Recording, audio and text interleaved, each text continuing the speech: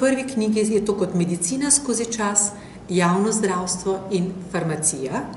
Druga knjiga pa je posvečena operativnim strokam, predvsem kirurškim strokam ter ginekologiji in porodništvu, ter drugim strokam, ki vse prihajajo s kirurškimi pristopi. Izšla bo še tretja knjiga v naslednjem letu, tista bo pa posvečena internističnim strokam, pediatriji, psihiatriji, onkologiji, zobozdravstvu, zdravstvenemu šolstvu in še kakšnim drugim dejavnostim, ki bodo celovito in skupaj zaokrožile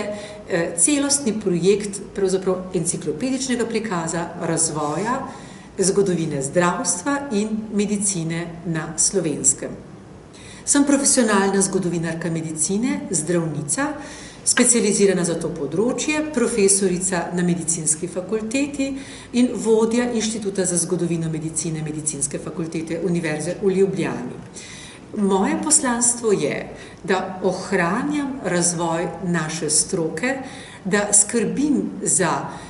ohranjanje velikih osebnosti, velikih del, ustanov, razvojnih korakov, vsega tistega, kar je skozi čas prinašalo vedno boljše in boljše rezultate v zdravstveno stanje prebivalstva, podaljševalo njihovo življenjsko dobo, prinašalo zaupanje v zdravstvo in tudi gradi naše zdravstvo sedanjosti in prihodnosti. Celotna knjiga obsega okoli 100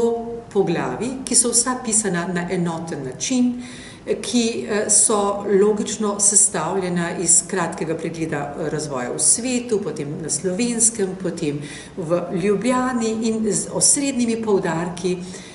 iz strokovnega dela, pedagoškega dela, znanstveno-raziskovalnega dela, prihaja z področja preventivne medicine, kurativne medicine, rehabilitacijske medicine. Namen knjige je torej dati javnosti vedeti, kako zelo bogato zdravstveno tradicijo imamo, koliko velikih stvari se je pravzaprav skozi zgodovino pri nas odigravalo, kdo vse so tisti, ki so to sooblikovali in tudi ta zavest, da je zdravstvo, še posebej pa medicina, da je to svetovna panoga, da je to univerzalen poklic, da so to vsebine, ki so brez meja, ki so povsod po svetu podobne in enake. Tukaj smo pozicionirali slovensko zdravstvo, slovenskega zdravnika, negovalno osebje, njihovo delo, njihovo znanje, njihov doprinos tudi k svetovnemu razvoju, kakor tudi neke velike stvari, ki so jih naši ljudje recimo v svetu razvijali in jih poznamo, recimo kot je bil to Marko Godina, kot je recimo bil to lahko rečemo tudi podobno za našega Božidarja Lavriča, lahko rečemo recimo za našega Nobelovca Friderika Pregla in tako naprej, Zoro Jeržekovič kot recimo plastično kirurginjo. To so samo nekatera izmed teh imen, kjer vidimo, da medicina na Slovenskem ni bila nikoli zdravstvena provinca, ampak je bila del svetovnega dogajanja, je bila del tistega, kar tudi v svetu poznajo in zato tudi je pri nas dobro zdravstveno stanje, zato tudi pri nas je visoka povprečna pričakovana življenjska doba